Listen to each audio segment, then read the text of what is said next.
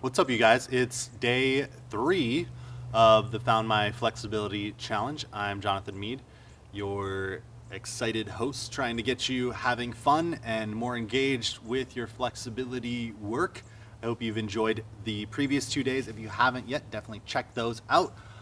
It's going to help you have a lot more context for what we're doing today. So today we're going to start on our back, and we're going to get more in touch with our spine and our hips. So when people typically think about flexibility, they think about being good at stretching or being bendy.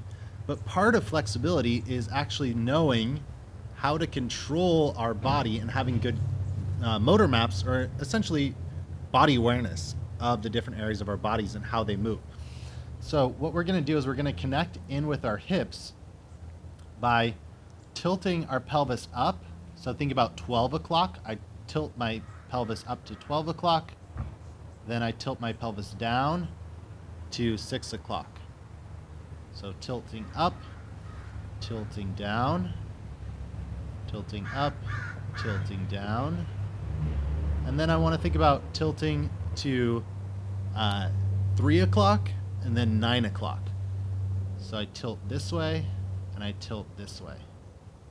Tilting left and right. So if your pelvis was on a clock, it would look like this. So I tilt up to 12, out to the side to 3, down to 6, and left to 9. So up, right, down, left. And essentially what I'm doing is I'm learning how to make a circle with my pelvis. Okay, I'm going to show you from standing, just so you can see it a little bit better.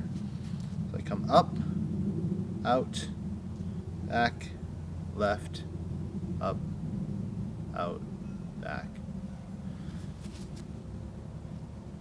And it kind of looks like salsa dancing, right? Getting awareness of this area is going to help you unlock your hips. It's going to help with a lot of lower back things, a lot of tightness in the hamstrings, and that's why I'm having you focus on this. So the next thing we're going to do after we've gotten a sense of that is now we're going to go into a back bridge. But typically when people do this, they just go straight up into a bridge, right? And that's it. What I want you to do is, as you're bridging up, to peel your spine off the ground one vertebrae at a time. So I'm slowly rolling my spine up, making sure my ribs are down, breathing, squeezing my glutes, and then slowly lowering down after I've held that, placing one vertebrae down at a time until I'm back here in the beginning. So again, tilting up, driving my hips up, peeling my spine off the ground, nice and strong and tall here, then slowly lowering back down. And I'm just going to repeat this process. And while I'm here, I can explore too that movement of my pelvis to 9 o'clock and 3 o'clock. So out to the side, out to the other side, and then slowly lower back down. So as I talked about in the last videos, really important, right, to explore the movement, be curious about it, be an active participant in your body. This is such an amazing thing to live in, right? And the more we're playful and curious, the better we're going to feel in our body, and the more likely we're going to want to do this stuff, because it doesn't have to be boring. That's just the way we've been taught that it has to be, and that's not actually the case. So from here, next movement we're going to work on coming into hands and knees. Make sure your shoulders are over your wrists and your hips are over your knees. We are just going to make little circles over our wrists. So if you have wrist stuff, this is a really good position to work on. Just getting a little bit more weight over your wrists. If it's uncomfortable for you at all, feel free to back out of it a little bit.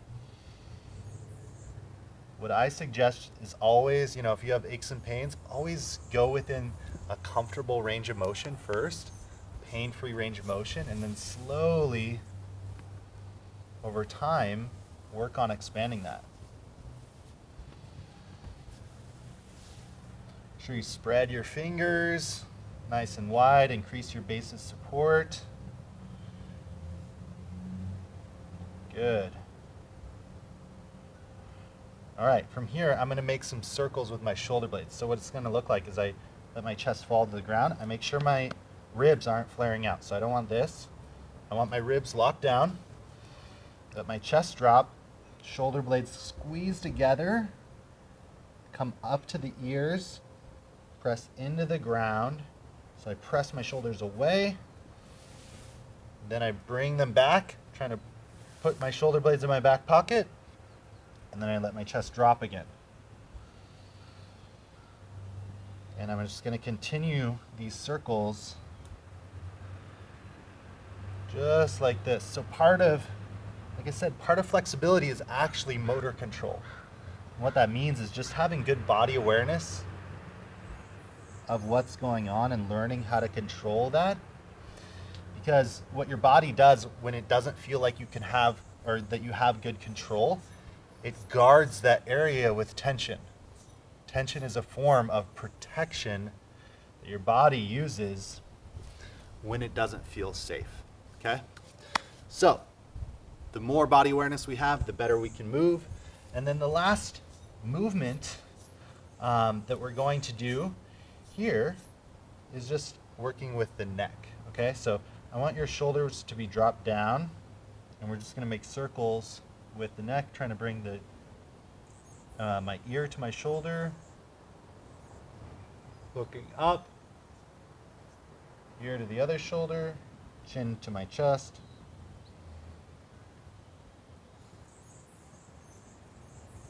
And trying to make this circle as smooth as possible.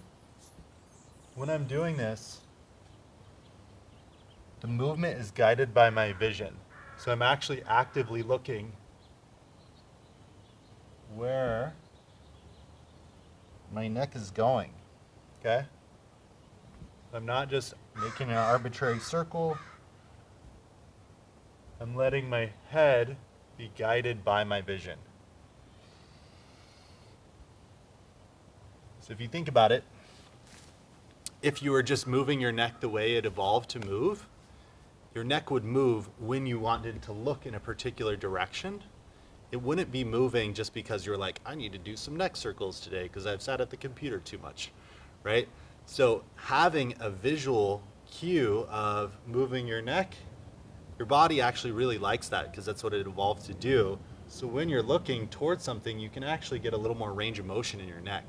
So definitely try that if you have a stiff neck or you have trouble with neck tension from using the computer too much. That is it for day 3. I hope you enjoyed this. I hope you got a lot of value out of this.